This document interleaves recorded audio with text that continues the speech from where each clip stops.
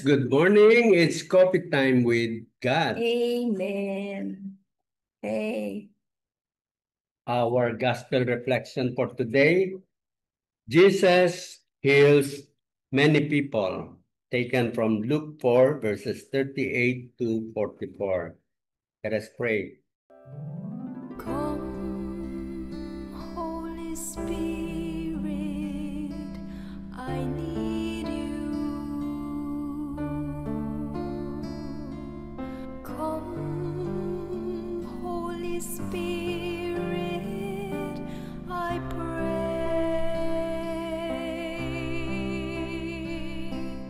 Come with your strength and your power.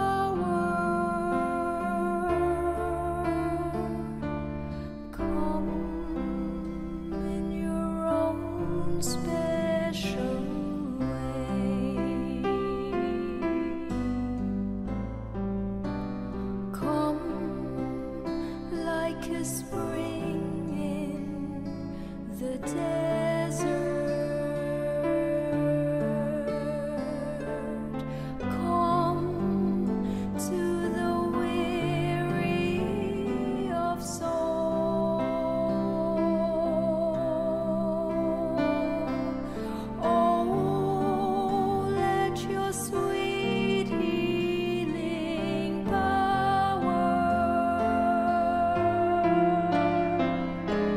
touch me and make me whole. A reading from the Holy Gospel according to Luke. After Jesus left the synagogue, he entered the house of Simon. Simon's mother-in-law was afflicted with a severe fever, and they interceded with him about her. He stood over her, rebuked the fever, and it left her. She got up immediately and waited on them. At sunset, all who had people sick with various diseases brought them to him. He laid his hands on each of them and cured them. And demons also came out from many, shouting, "You are the Son of God." But he rebuked them and did not allow them to speak, because they knew that he was the Christ. At daybreak, Jesus left and went to a deserted place. The crowds went looking for him, and when they came to him, they tried to prevent him from leaving them.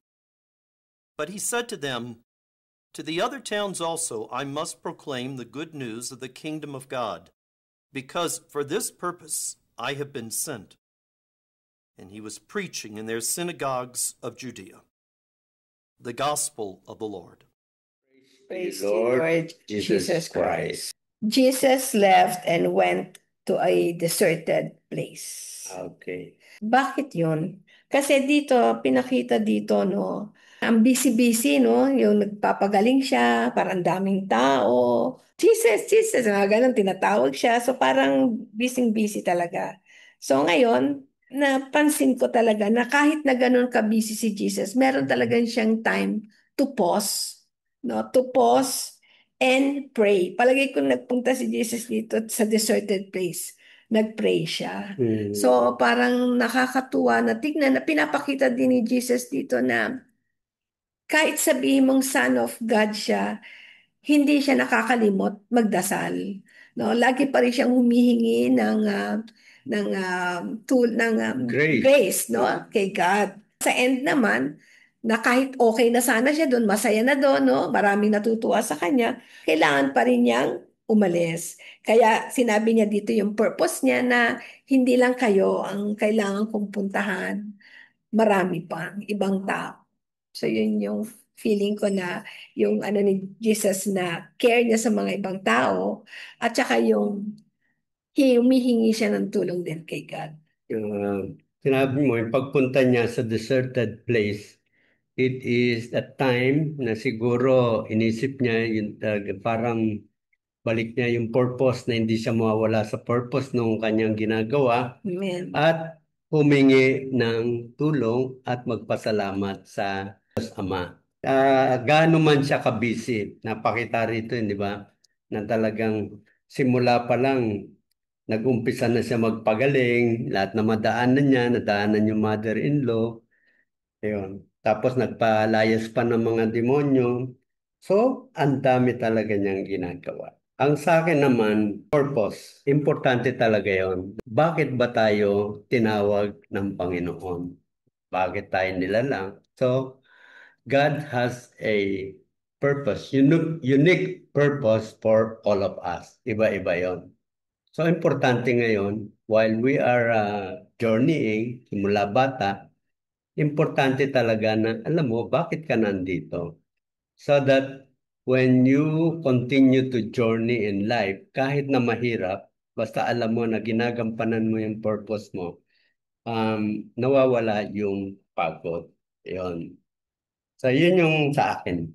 Okay. So, importante yung purpose, no? Kasi yung purpose is part of our journey. Pag wala kang purpose, yung journey mo walang pupuntahan. Kasi wala kang purpose eh. Lakbay ka lang ng lakbay, di ba? So, importante yung purpose. Kaya nga, dahil may purpose si God, alam din niya kung kanino siya hihingi ng tulong. No? Sino yung inaasahan niya, kundi yung kanyang ama. Okay, so yung ano naman, yung message sa atin is always giving us hope na si God, tingnan mo sabi dito, Jesus heals many people. Ibig sabihin, wala akong exception. Pwede din po sa atin mangyari na hinihil po niya tayo, hindi lang natin alam.